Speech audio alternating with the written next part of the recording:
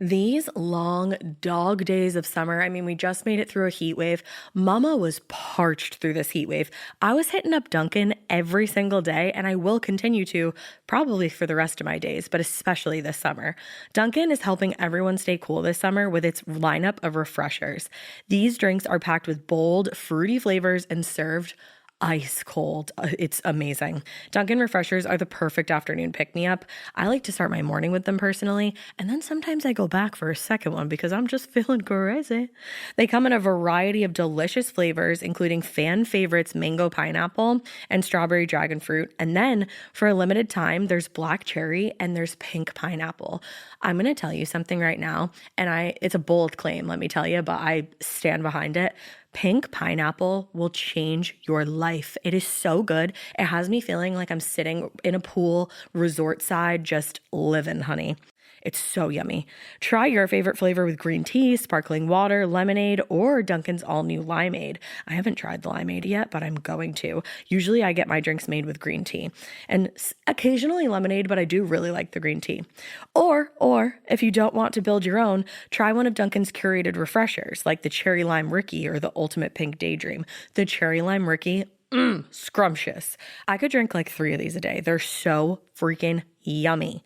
Head to Dunkin' today and find your favorite refresher. Dunkin' refreshers contain less than 1% fruit juice. Limited time offer.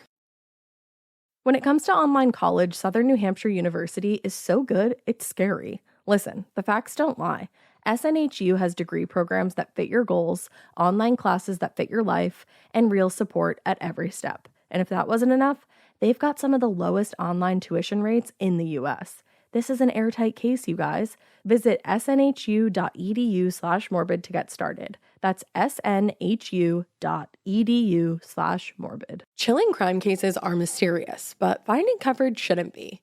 With the State Farm Personal Price Plan, you have options and can personalize your plan to help create an affordable price so you can get back to cracking all of life's bigger cases. Talk to a State Farm agent today to learn how you can choose to bundle and save with the Personal Price Plan. Like a good neighbor, State Farm is there. Head to statefarm.com to get a quote. Prices are based on rating plans that vary by state. Coverage options are selected by the customer. Availability, amount of discounts and savings, and eligibility vary by state. Hey, weirdos, I'm Ash. And I'm Alaina. And this, right here, in front of your face, in your ear holes, is Morbid.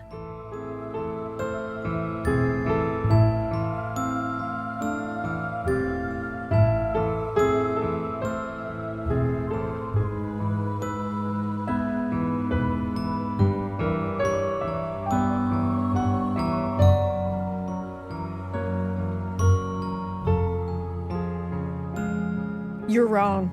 No, I'm not. I'm is always right. I'm always right. Yay. Hey, everybody. Hey. It's Morbid in the afternoon. Hey, guys.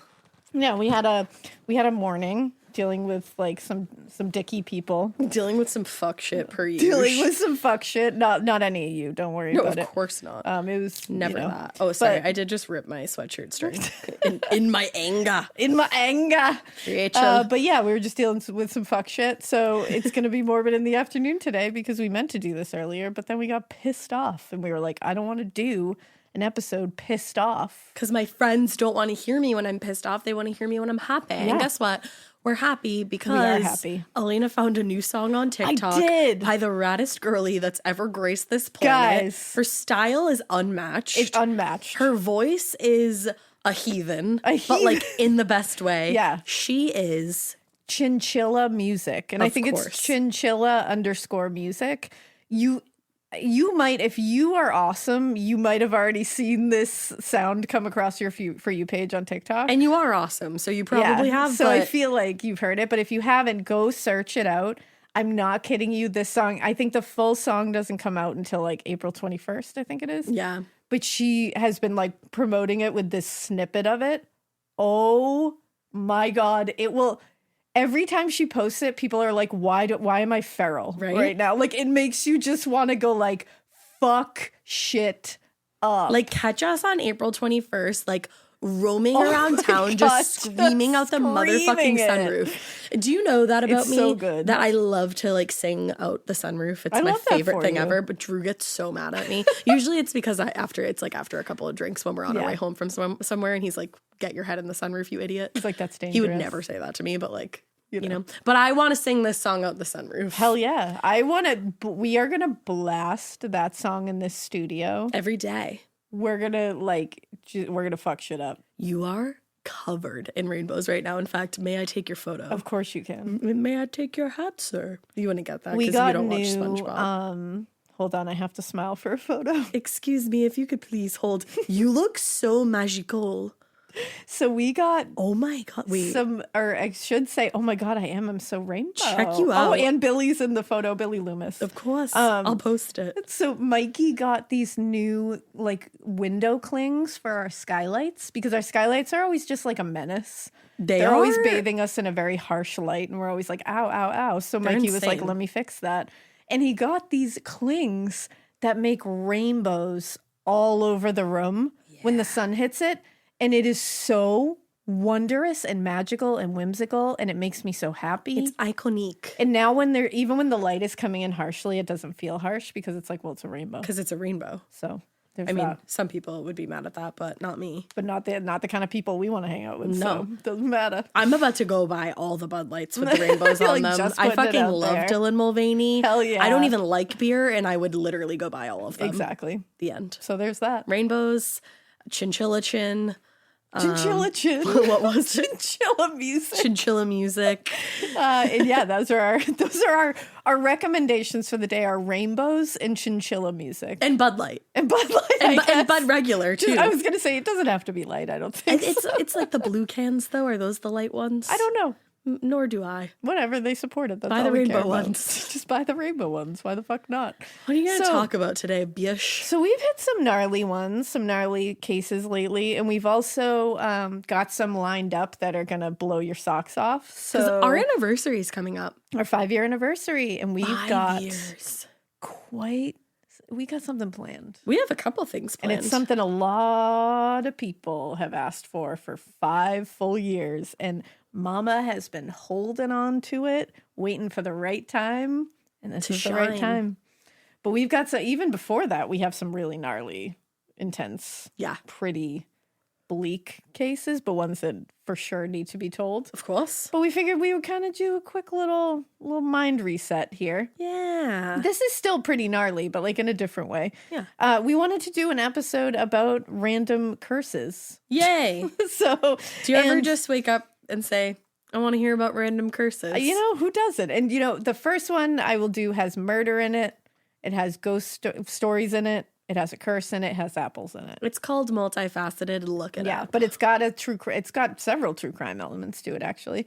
And then the second one I'm going to do, because this is just going to be 2 random, stories that have to do with curses, is the curse of the movie The Omen, which you might have heard that there's a curse with The Omen, but when you really dig into it, that shit is wild. Gnarly. Yeah, super gnarly. So the first one we're going to do is the curse of Micah Rood. Micah or Mike? It's Micah. Micah. But it got turned into Mike later down the road. Oh, okay. Because that's what we do, you know. That's weird. We just make everything shorter. I like the name Micah. I do too. So Micah Rood, also referred to as Mike sometimes in several literatures. Everybody has a nickname. You know, he was a farmer in what is now Franklin, Connecticut in the 1720s. It's my cat's name. So New England Ked. place, you know what I'm saying? While he was alive, this place, his farm was known as 9 Mile Square or Norwich West Farms. Micah was the youngest of at least 9 children. Too many. So he came from a little bit of chaos. He himself was known for at least a time to be a very nice man, but he developed some issues later that may be explained when you take a look at his family. Oh, okay. So Micah's father, his name was Thomas Rood. I'd like to give a quick little trigger warning. We are going to mention incest. Oh, horrible. Thomas Rood, so Micah's father, was charged and convicted for incest. Oh. He allegedly impregnated his own daughter, Sarah, and she told the town officials herself. They'd become a little sus when they saw that Sarah, being unwed in the 1720s, had a new baby. And so she was asked about it, and she confessed and admitted that the baby was biologically her father's child, and I guess technically his grandchild as well. Oh my God, that poor girl. And this wasn't even in the 1700s. This was 1600s, late 1600s when this happened. In 1672, they arrested Thomas Rood and actually hanged him. Good. And hanged him for the crime of incest. And interestingly, he is the only person in America to ever be executed for the crime of incest. Not the title you want to go down with. No, like, damn. Wow. That's heavy. Yeah, it was wild. And according to Stephen Gencarella, who wrote Spooky Trails in Tall Tales, Connecticut. Oh, I like that. He said, quote, "It was the only official execution for incest in what would become the United States. Sarah was spared death, but publicly whipped." And so they agreed that she had been raped. Like, she did not participate in incest, as most people do not. But this is what the original texts say about her sentencing, because I was like, excuse me? Yeah, what? It says, "The sentence of the court is that she be severely whipped on the naked body, once at Hartford and once at Norwich, that others may hear and fear and do no more such abominable wickedness." So they said, don't get raped. Don't get raped Wow. by a family member. Wow. Especially. Yeah. And got whipped on the naked body publicly twice for being raped. That's like a whole other sexual assault that she suffered. The trauma sandwich there, I can't even handle. Like, that is, my brain won't even compute it. Like publicly in front of people? Yeah. Oh my God. So it's like, now that you've been raped and are having to deal with that, let's strip you naked in front of people and whip you. Ah. Yeah.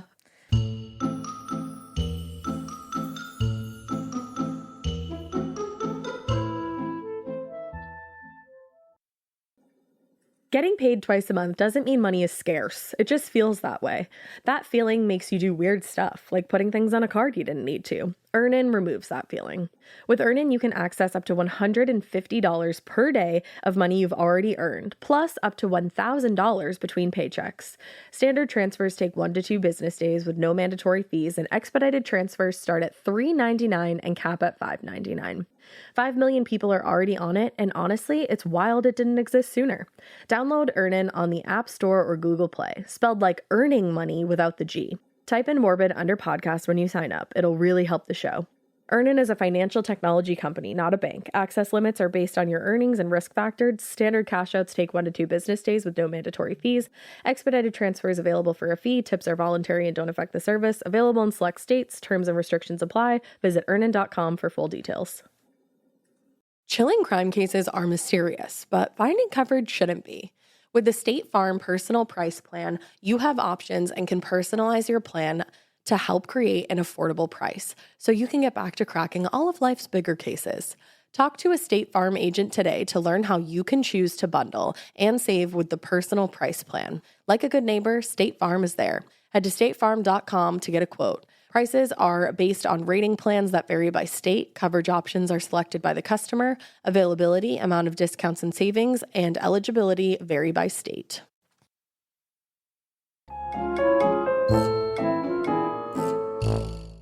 So, Micah, how did he got far away from that situation. He didn't want anything to do with that, that legacy. And so he decided to start over as a farmer in Franklin alone. He was like, I'm going to bye. So he set up his farm in 1699, and he was respected. He was moderately good at farming. I wouldn't say he was like good. Stellar.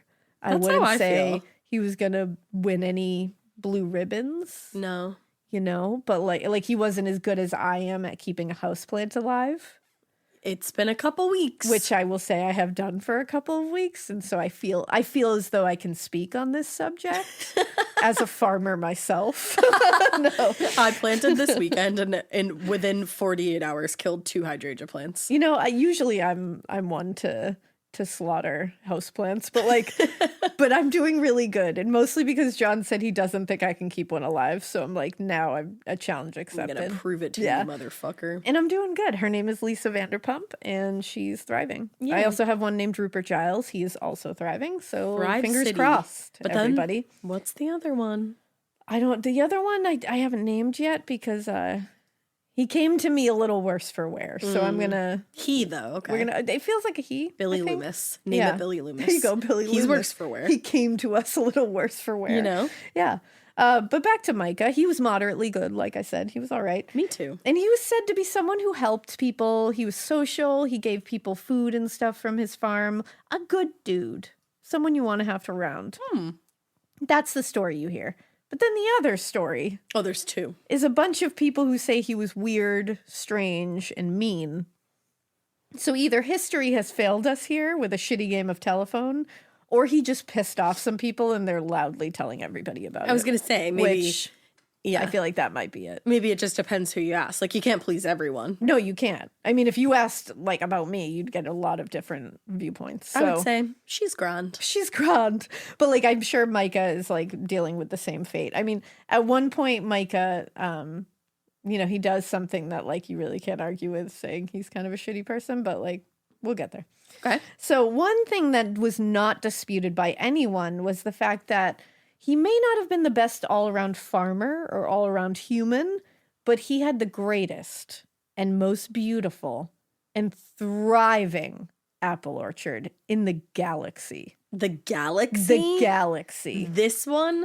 Yup, and the next. And the next? Oh, we don't know about that. No, we know. No. We know there is not more thriving apples on another Like, it's just not possible. I'm not putting my money on that. His apples were juicy. They were beautiful. They were fucking huge. They were all in a neat line, all the trees, and they had white blossoms, and every fall they would all pop out and he would sell them all. They would pop off? They would just pop off, and everybody would just, like, lug them away because they were so giant and amazing. Oh, I love it. And one night in December, on his farm, so everything's going great for Micah. He's just selling these apples. He's like, I may not be great at this other farming, but you better believe I can give you an apple. So one night in December, a salesman came through the area.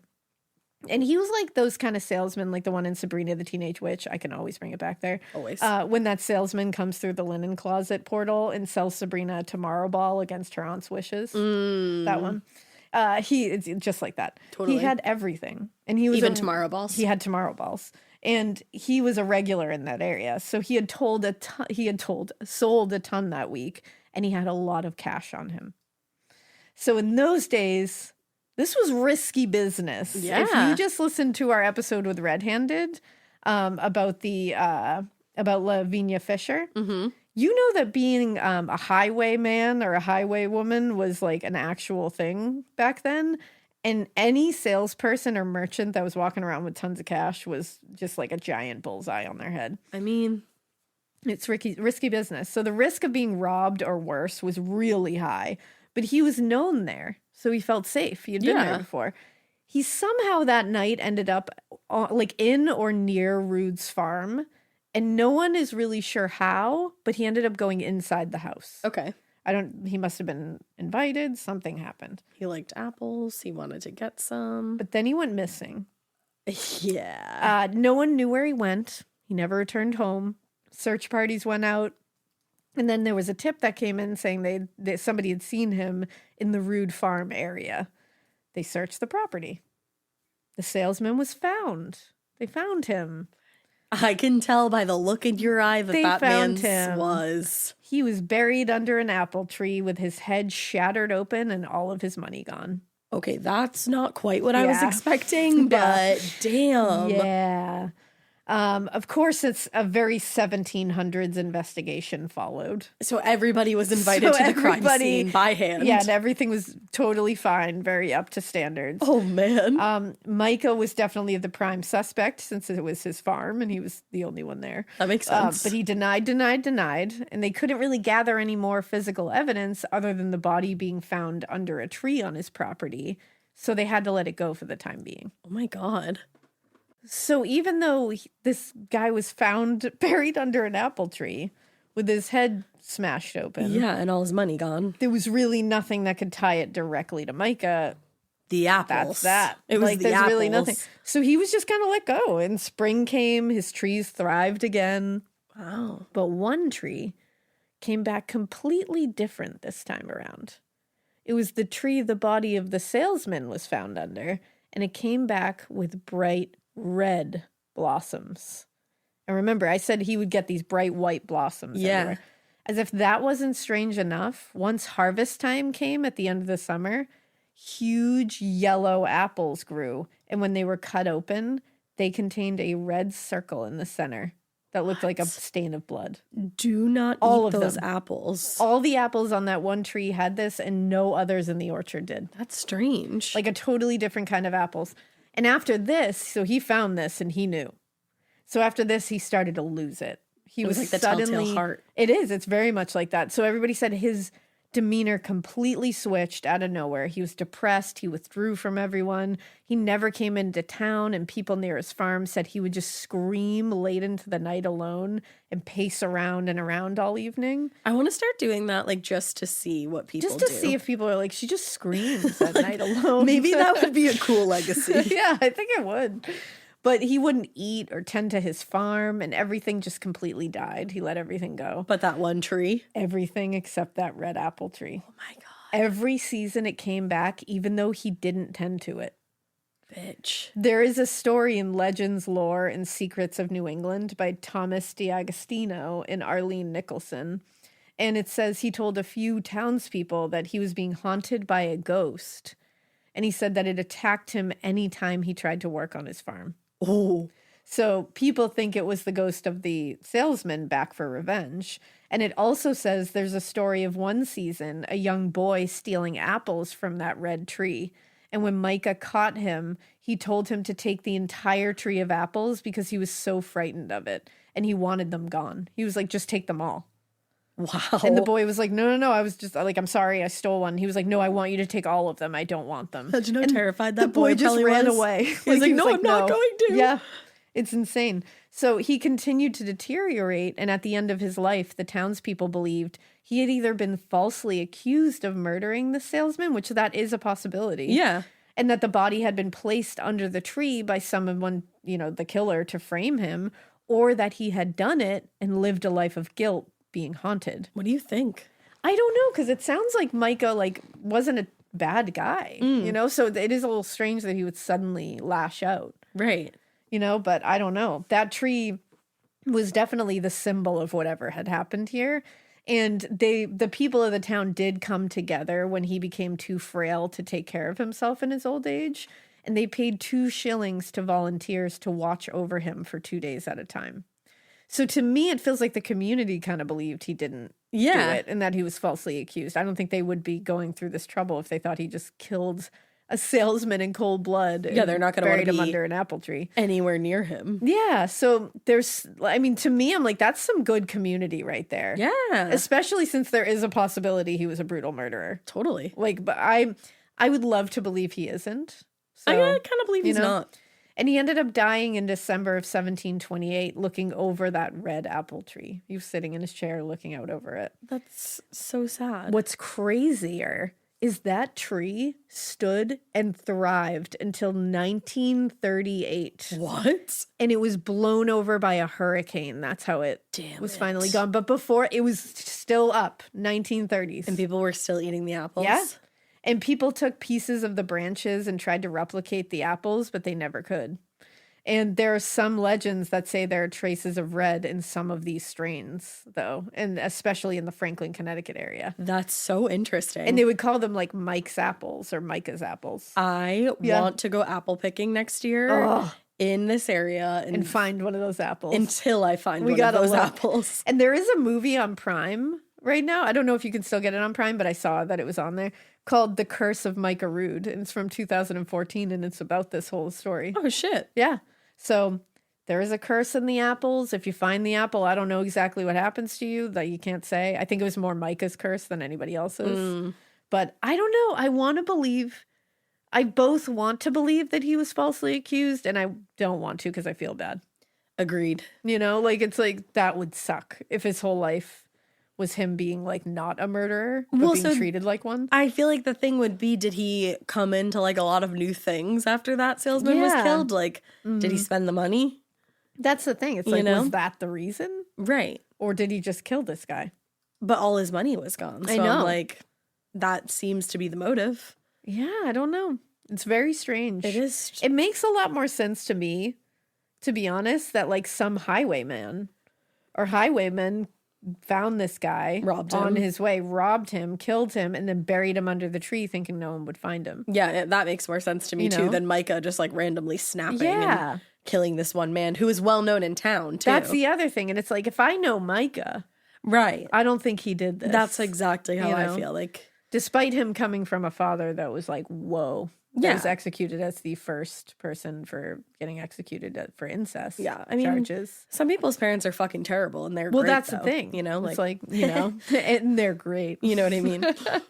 So, I mean, I don't know. That's the curse of Micah Rood and the apples. I thought it was an interesting one. It's a nice New England-y one, which is always fun.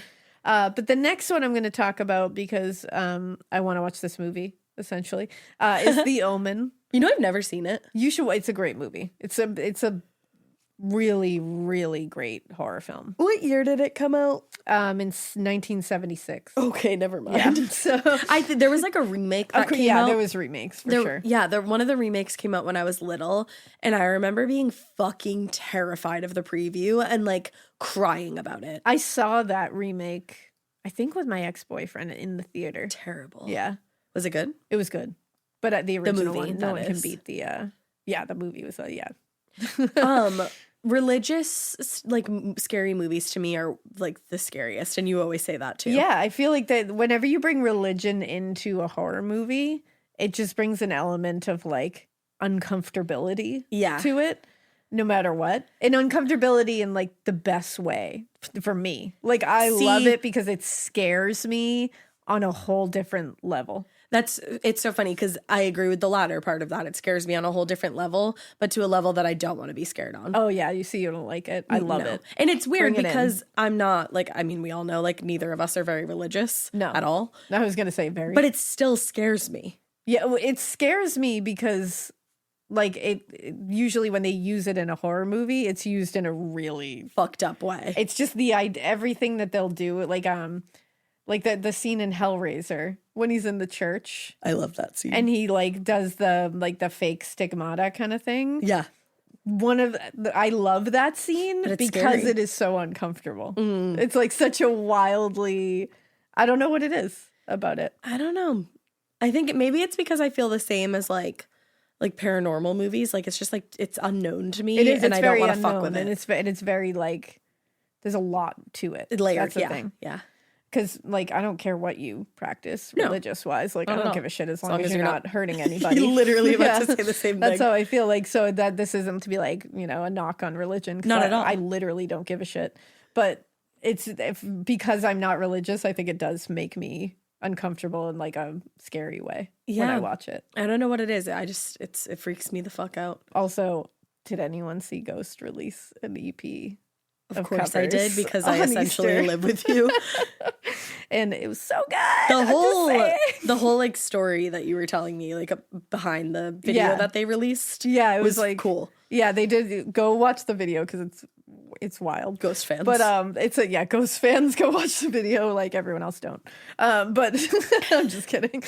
But they did a cover of Genesis, like Phil Collins of Genesis, Jesus He Knows Me. It's a great cover. And I think they have like a whole EP of covers coming out in May, I want to say. Covers. But it goes with the video, and they released it on Easter, and it was just like a really good cover. And the video is like really wild. I love that. So it was a nice little Easter treat, and it kind of goes along with all this like religious talk. So there we are. So The Omen. Let's talk about it. Because it definitely has some like, you know, Satan and all that and the Antichrist things in it. It was, like I said, came out in 1976. It's directed by Richard Donner, and it was written by David Seltzer. The Omen is pretty fucked and is a classically terrifying and disturbing horror flick. It's one of those masterpieces of horror. Ooh. Just the way it is done, in my opinion, I'll say. But it starts out with a guy named Robert Thorne, who's played by Gregory Peck, and his wife, Catherine Thorne, played by Lee Remick.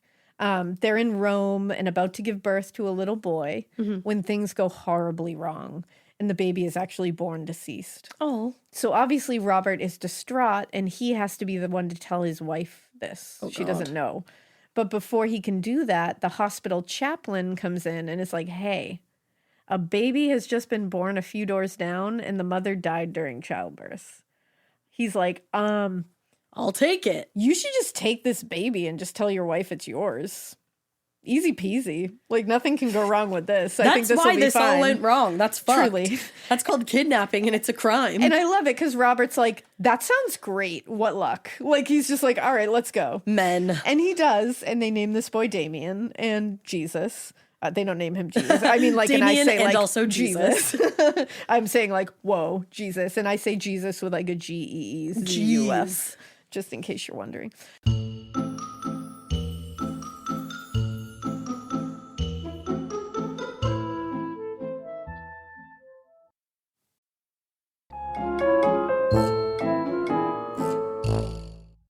But as this Damien kid grows up, shit goes awry. Yeah. Lots of bad stuff happens to this family. People die horrifically. Their nanny literally hangs herself during his 5th birthday. Oh my God. Yeah. Damien, we find out, is the actual Antichrist. Oops. For some reason, the term Antichrist to me is hilarious. Well, I think of it in Donnie Darko when he's like, I think you're the fucking Antichrist. Same. So I have 2 thoughts. We're going down a path here. I think of Donnie Darko, that whole scene, which makes me lol. Yeah. And then I also think of the anti-fairies from Fairly Odd Parents, which you won't understand, but other people will. Yeah. And then, like, now that you think of that, you're like, oh, wow, like, they were definitely inspired by the Antichrist, and that's hilarious. Like, oh, shit. And it's just, like, a wild term. The Antichrist. The Antichrist. Like, okay. And it's like that Damien is the Antichrist. It's like, okay. Yeah. What does that mean? Like, I don't understand. Or Patrick Swayze. Yeah. And apparently, like, they tell you what it means because, like, they're like, oh, no, Damien is the Antichrist. Like, oopsie poopsie. Oopsie poopsie. I don't know what to tell you. Oopsie And a priest close to the family, Father Brennan, is like, yeah, he's the son of Satan. So that bold move you took in the hospital there, like, that wasn't a good move. So like, are we that to did not work believe out. that woman fucked the devil? Well, thank you, because that's the thing. That would make the most sense. That you know what? I'm not going to give spoilers right now. I'm not going to give spoilers right now, but watch the movie. You'll get the answer. Me? And it's wild. You want to watch it together? Yeah, I think we should watch it because, who boy, Oh no. is all I'm going to say. But yeah, so he's the Antichrist, son of Satan. Okay. Oopsie poopsie. Yeah, got we the wrong fucked up. kid. But then Catherine The mom. becomes pregnant. Again. Yeah. And the priest ups the bad shit level when this happens and says, oh yeah, since Damien is the son of Satan, he's going to be hell-bent, pun intended, on murdering that unborn fetus and both of you. So you got to kill him, but I'll like 100% look the other way. Like this priest is like, don't fucking worry. I'd be like, can you kill him for me? And Father Brennan's like, no, I cannot, but I will absolutely not report you to authorities. Oh my God. So shit goes down. Again, I won't spoil it in case you haven't seen it. It was from 1976, so you have had the time to see it. Plenty of time. I would be very justified in spoiling, but I love you all so much that I won't do it to you, okay? Yeah. Watch it. It's nuts. So many more twisties, but we're not here just to talk about the movie plot. We're here to talk about curses on the set. So let's go. So obviously, it involves a lot of really dark. This part of the show is brought to you by Anua, the Korean skincare brand known for scientific, gentle, yet effective formulations. The latest from Anua is the Retinol Collagen Gua Sha Cream, a firming cream with a gua sha-shaped tip built right in. Have you guys heard of gua sha? It's that viral massage tool that moves fluid and tension out of your face. Less puffiness, a snatched jawline, honey, more definition in your face. Retinol firms and reduces fine lines, and collagen keeps your skin plump and structured. This cream has both of those things, arguably the most optimal combo for that snatched, lifted look all in one step. I am obsessed with the gua sha cream. First of all, it feels so cool to the touch. When you put that on your face, it's just like, this is lovely. It's like a little spa treatment that you can give yourself. I like to do mine at night after I get out of the shower. I rub the cream on my face with the little gua sha. I'm sculpting that jawline, honey. I got it on the cheekbones. And actually, I had a facial the other day, And the lady doing my facial, the professional, she said, do you use a gua sha at home? And I said, I do. And I said, how did you know that? And she said, I didn't have those little like bumps in my chin or like different areas like that. So she could tell that I was using the gua sha. And I said, oh my God. I just feel like I wake up less puffy in the morning when I do it the night before. But you can do it whenever you want to. I, 10 out of 10, recommend this product. The Anua Gua Sha Cream Value Set is available at anua.com, already discounted. Use code MORBID for an extra 10% off. That's ANUA.com, code MORBID. The Sherwin-Williams summer sale is here. Get 30% off select paints and stains or 35% off their newest product, Emerald Symmetry, July 17th through the 27th. Whether you're looking to refresh your interior or your exterior, they've got the colors to bring your vision to life. And with delivery, getting everything to your door is easier than ever. Shop online or visit your neighborhood Sherwin-Williams store. Retail sales only. Some exclusions apply. See store for details. Delivery available on qualifying orders. Dark shit. This movie plot, all of that, you know, very like historically dark shit. Yeah. Satan, demons, Murder, Antichrist, dark religious topics, and all the like.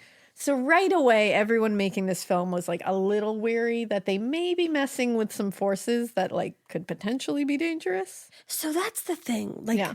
I would feel that way a bit. I wouldn't. No, I know you wouldn't, but yeah. I wouldn't feel that way. I know you wouldn't. No, I know you wouldn't. But I know you would. Yeah, but it's weird because I don't believe wholeheartedly in any of that. Yeah. But like a little piece of me would be like, I'm not, my whole goal in life is to not fuck around to find out. You know, I think that's a very smart way of going about life, I'd like to be quite honest. Find out certain things, but I'm not going to fuck around to find them out. Honestly, smart. Thanks. Very smart. I'm fully on board with that way of thinking. Too many inexplicable things can happen in the world, and I'm not trying to figure it out like that. I mean, there's a lot going on. There is. And a lot did go on really during this. So an advertising exec and an evangelical Christian named Robert Munger was the one who helped birth the idea of this child Antichrist. He had said to producer Harvey Bernhard that he believed the Antichrist was walking around in the form of a child because that would be the thing no one would expect. He really believed that to be true. He believed that to be true. I beg to differ this, as do all parents, I'm sure, because like no one's gonna expect a child to be the Antichrist. I think everyone's gonna expect that. Who are you? Yeah. Who are you? Yeah. So I get it, but whatever. So this idea, is obviously pretty fucking terrifying, like at its core. And it's also pretty brilliant as like in a horror sense. Pretty metal. To have a child walking around as the Antichrist. So they started working with it. They're like, what an idea. Some religious ideas in the film were created and not taken directly from the Bible, like the idea that the Antichrist is the son of Satan himself. I don't know what he actually is, but I guess that's not what the Bible says. Okay. David Seltzer created that idea for the movie, but it really does work really well. That's the son of Satan. That's way scarier to people. You hear the son of Satan, it's like that works. Like, you know what you're coming with here. Mm-hmm. So yeah, they made up a lot of that stuff, but people think that it's these kind of changes that angered something dark. Oh. Like the real Antichrist was like, that's not my authorized bio. Like, why are you doing that? Maybe. Spreading heinous lies. But then here's my thinking. I'm like, well, why would the Antichrist give a shit? First of all, that you're not going by the Bible. Yeah, I don't think that would bother him. So I'm like, what are the dark forces that are mad that you're not going by the Bible? Like, that gets a little hairy. No. That gets a little hairy scary. No comment. Yeah, I'm like, I don't know. I feel like another side would be angrier that you're not going by the Bible. But again, I don't know. I don't know if there's pieces of the Bible that would turn that on its head, I don't know much about the Bible. No? Nor. But before he even got the film started or greenlit, he pitched it by telling producer Harvey Bernhard that he believed the devil didn't want them to make the film, which seems like a pretty bold pitch to me. Wait. The guy who like made this whole idea up said the devil doesn't want to do this? Yeah, like he was like, I'm pretty sure the devil doesn't want us to make this film. The devil doesn't want screen time? Which I don't, and I'm not saying it's a bad pitch, because I don't believe that's a bad pitch. I think it's a bold pitch. That's one of those like risky, I gotta hit the right person with this pitch, because you're being like, hey, I'm pretty sure that the devil himself does not want us to make this film. It's like you're gonna get some person that's like, oh, fuck we off shouldn't. then. And you're gonna get somebody else who's gonna go, and they're gonna be like, let's make this film, and you're all gonna do like devil horns together and rock out. So I think I would be the former and you would be the latter. I would just pull out an electric guitar and just shred. Literally, like hovering above the land. But yeah, he got someone to be that did the dare. One more time for the people in the back. They do that on Last Podcast on the Left, like whenever, Oh, yeah. whenever they'll say something like super metal, they're always like, Shout out. shout out to Last Podcast on the Left. One of the first podcasts I ever listened to. Yeah, remember when we went to their live show? Yeah, that was That was great. fun. I got vertigo, You guys are funny. but it was great. But later in interviews, they both repeat this idea. Like they tell this story, and that this was a true story, that he pitched it that way, that they were like, yes. And Munger is quoted as saying, I said, if you make this movie, you're going to have some problems. If the devil's greatest single weapon is to be invisible, and you're going to do something which is going to take away his invisibility to millions of people, he's not going to want that to happen. So the devil is invisible. I guess. Okay, that's what I took away from So that. Bernhard recalled the devil was at work and he didn't want that film made. So here's where I sit. Again, I'm going to keep telling you where I sit from here. Please do. Imagine the devil, like if that is an actual thing, which like, I don't know. But imagine him, what the iconic that we think he is, like that, whatever we see him as. With, like, the horse feet. and all that. Imagine him being so mad about a Hollywood horror movie. See, so here's where I'm at. I picture the devil like the one in Sabrina, but like the new Sabrina. Did you get to that season where like Sure did. and he's like, yep, he's Mikey like is kind with of me right sexy. now because Mikey just fanned himself. That man made me question so many things about my identity. Anyways, Yeah. I pictured that devil, and I forgot where I was going because I was started just gonna thinking say, about him too much. I'm sorry, are we just picturing that devil right now? Well, Is so- that all we're doing? Here's where I was going with that. I am. picture that handsome man. That handsome devil. And I would think that devil would want the PR. Thank you. That's kind of what, I don't see him being pissed. No. Like, that's just me. Because people are also going to be fucking terrified. And isn't that the devil's whole thing, is like terrifying people? That's the thing. I'm like, I feel like that's kind of like his shtick. And oh my God, I'm looking at the devil now. Now also all I I'm can looking at think the about- Sabrina the Teenage Witch one. I had to refresh Mama Marie. I'm looking at the devil. Just looking at the devil right now. Yeah, if it's that one, he would definitely be down for it. But I don't Down for what? down for what you say. No, I don't know. But then when I think about it, I'm like, that's my interpretation. Mm-hmm. So there's a vast number of, and Mikey's bringing up pictures of the devil, of that devil, the one from Sabrina, and It's getting so much I need to hotter look in this elsewhere. It's because I can't. But there's, they call him Daddy Satan.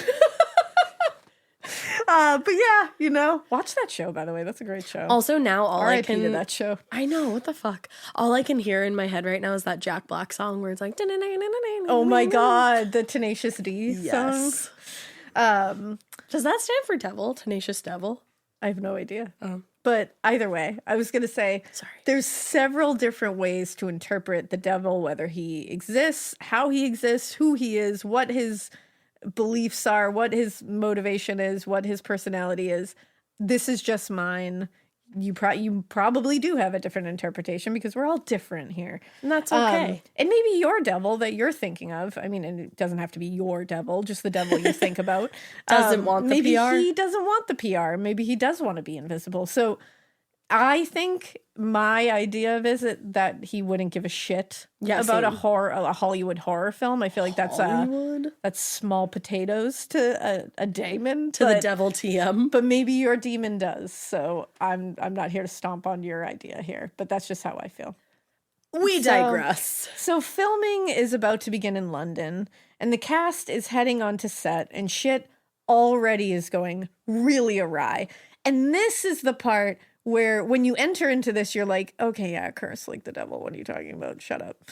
But then when you hear the shit that happened, you're like, what was going on there? Because it's a lot. So I've heard like some of the things that I know are definitely not man-made accidents. Do you think any of these accidents were man-made to like add to the hype?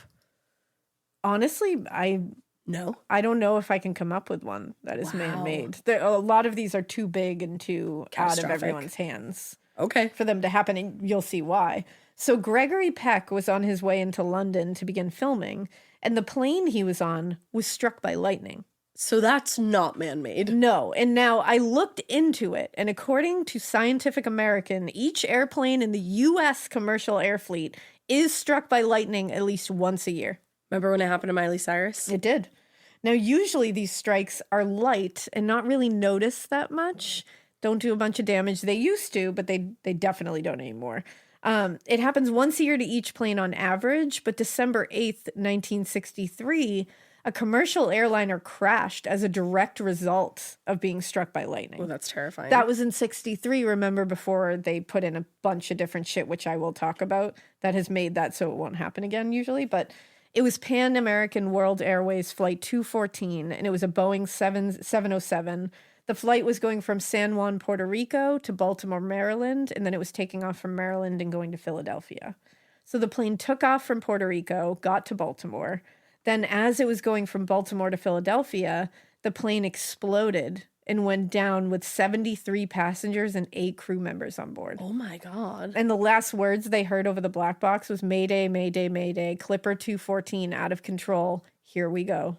Ooh. Isn't that like the most chilling? Here we go. Why the fuck would you say that? Now, everyone on board perished. This was directly due to lightning strikes, and it ignited the fuel tank, and that's why it exploded. After this, though, so don't worry, after this, planes were ordered to install lightning discharge wicks, or static dischargers, on all planes in the U.S.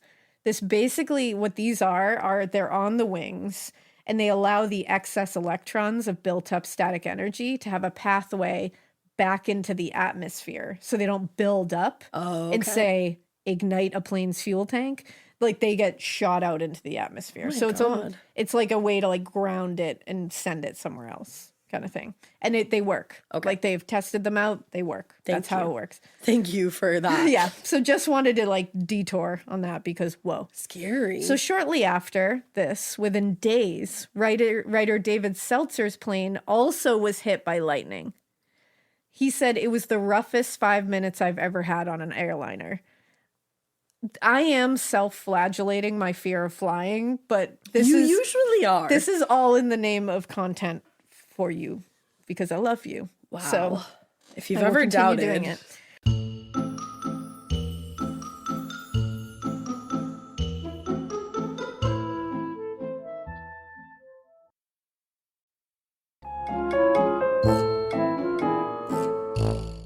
Right after this, producer Mace Newfield, I think it is, Newfield, what a cool name, Mace. Also in the plane headed to production, and his plane was struck by lightning. What? Come on. That's insane. 3 planes were struck by lightning. And you said it only happens to one plane per year? It happens once on average a year. No.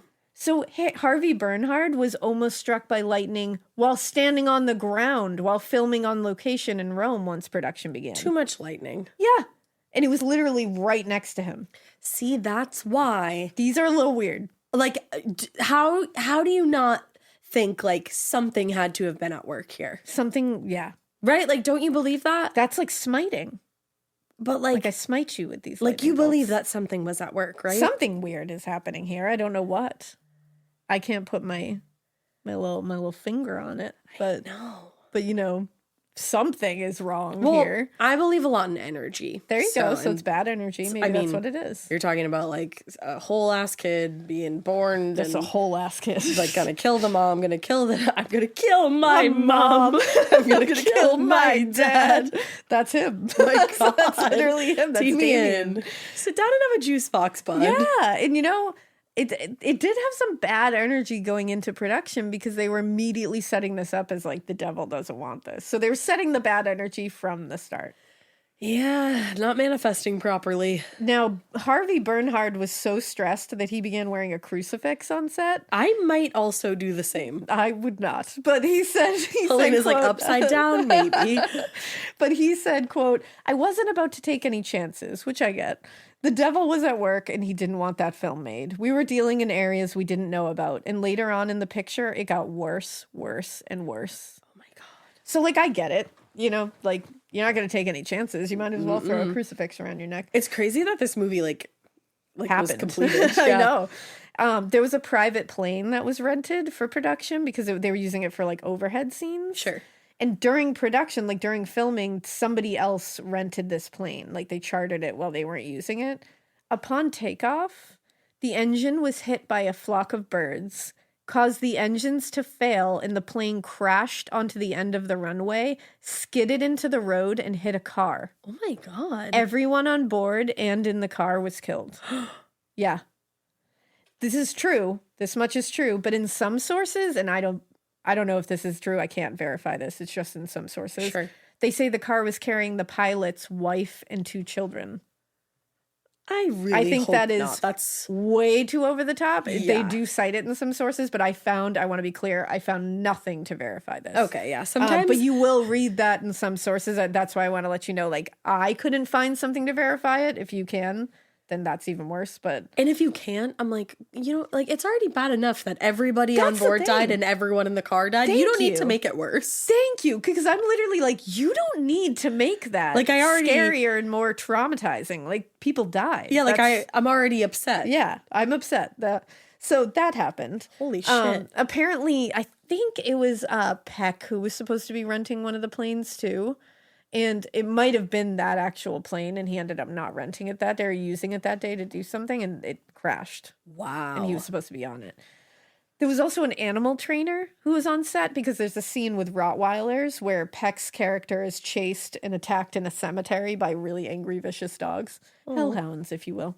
But the dogs, the Rottweilers, attacked the stuntman for real, and they wouldn't stop. Oh my God. And they bit through the paddings and ignored the handlers and the animal trainer. And I guess the stuntman ended up being okay, but he suffered actual injuries from it. Wow. And it was very unlike these dogs to not listen to the handlers and the trainer. Yeah. Were they okay? They were okay. Okay, good. So Richard Donner was leaving Harvey Bernhard's office. Something else happens to the animal trainer, by the way. We'll get to it. But he was leaving Bernhard's office after a meeting, and he was hit by a car. Oh my God. He was okay, but like, what the fuck? He was hit by a car. Do you know how long this production was? Like how long it took? No, I don't know exactly how long it took, but it happened quick. I'm going to try to find out because I'm like, all of these things are happening? Like, was this a couple months? Exactly. An executive producer, Mace, there was staying at the London Hilton with his wife while filming, and it was bombed by the IRA. What? And on November 12th, they were all there, executive producers, directors, actors, all of them were having some kind of dinner at some restaurant, and that restaurant was bombed by the IRA minutes before they arrived. Oh my God.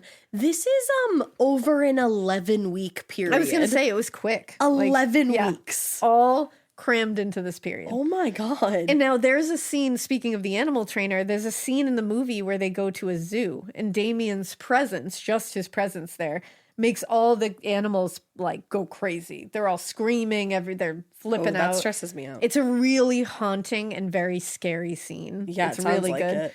And they come across a group of baboons, and the baboons freak the fuck out when they see Damien. And he's just smiling at them. It's so scary. Ugh. And so the baboons attack the car that they're driving through. Yeah. And according to Richard Donner, Lee Remick, who played the mom, was legitimately terrified while filming this sequence. So her screams and the fear you see are very real. And they're what's in the final shot of the film. So they used that animal trainer for these shots as well, and everything was fine.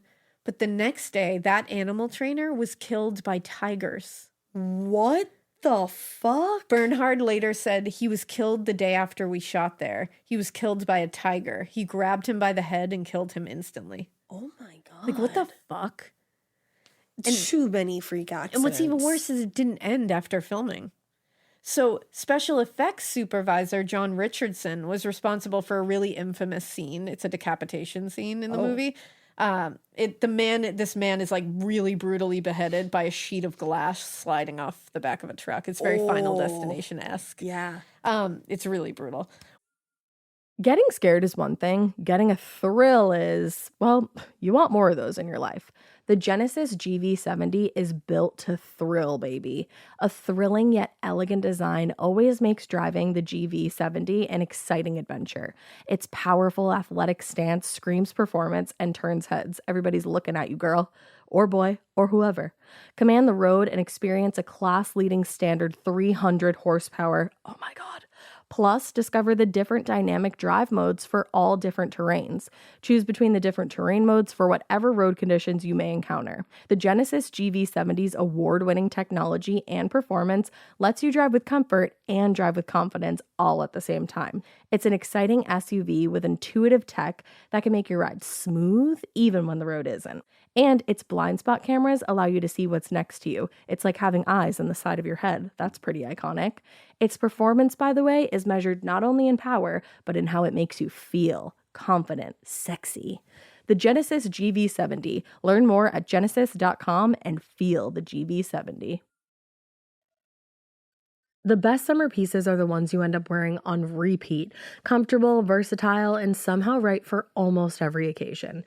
Quince makes it easy to create a summer wardrobe that you'll love, with elevated essentials made from premium materials like European linen, organic cotton, and washable silk, without the traditional retail markup. I love that! Quince's 100% European linen pants, dresses, and tops are the pieces that you absolutely will reach for all summer long.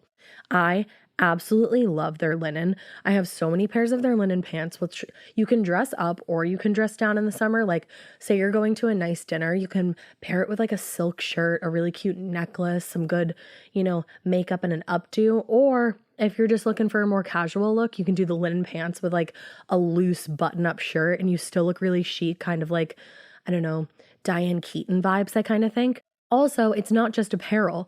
Quince also offers elevated essentials for your home, from bedding and bath to kitchen essentials and furniture. They have it all, honey. I am a big lover of Quince, and I really do think you will be too. Make your summer wardrobe feel easier. Go to quince.com/morbid for free shipping on your order and 365-day returns. Now available in Canada too. That's QUINCE.com/morbid for free shipping and 365-day returns. Quince.com/morbid. Well, John Richardson was in Holland with his girlfriend Liz Moore on August 13th, 1976. They were filming Richard Attenborough's A Bridge Too Far, and their car crashed. He survived, very injured, but she was decapitated.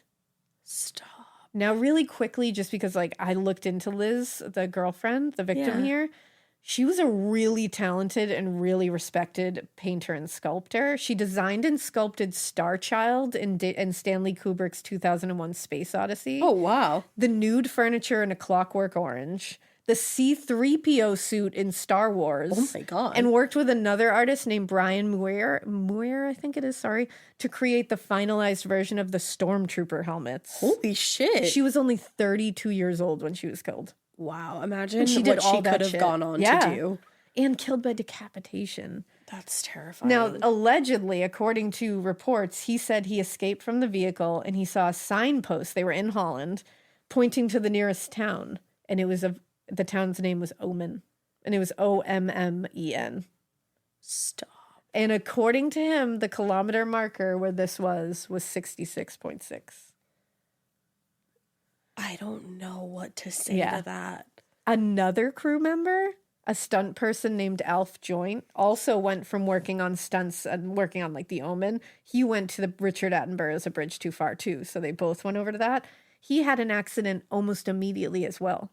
He was supposed to be filmed jumping off a roof, and he would land on some kind of airbag, obviously. Right.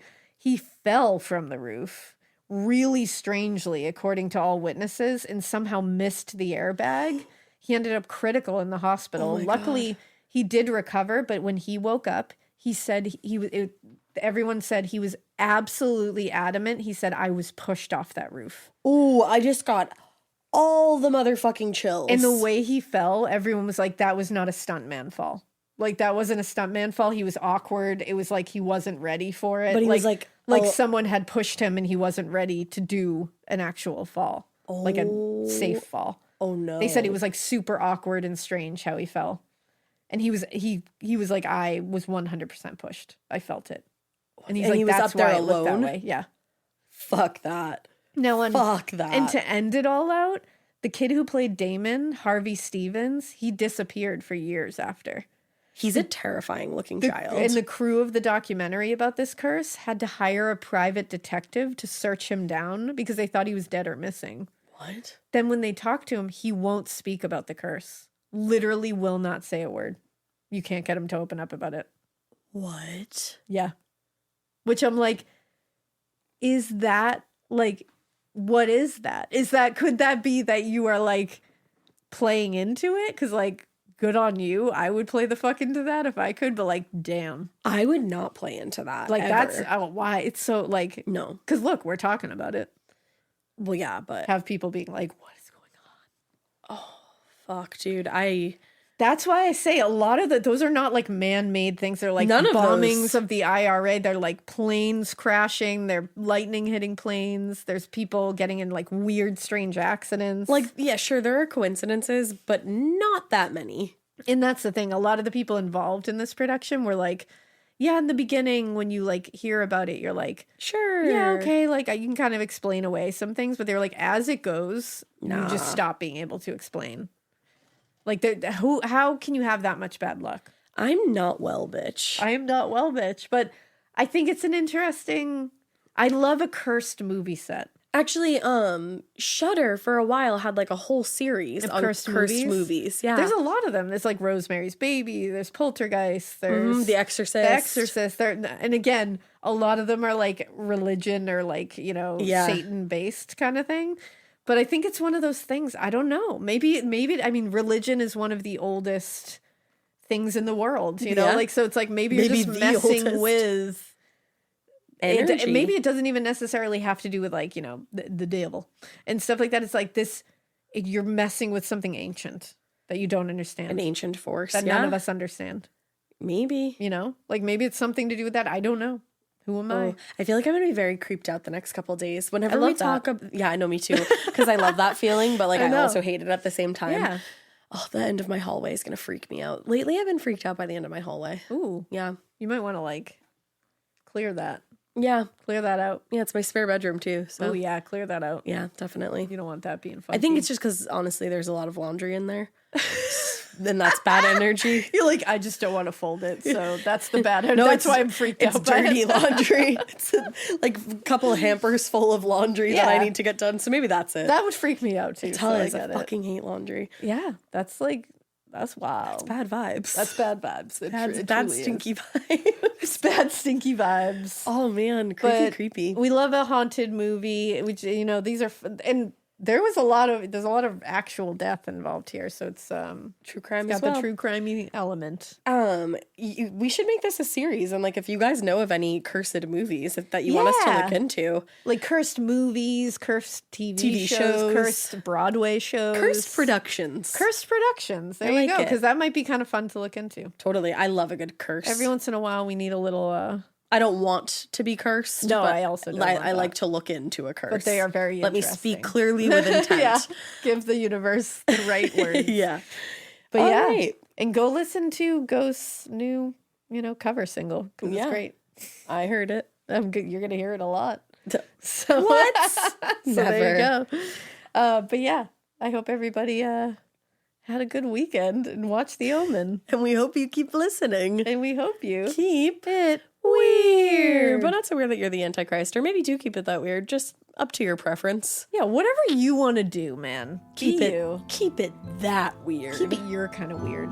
Heyo. Don't hurt people.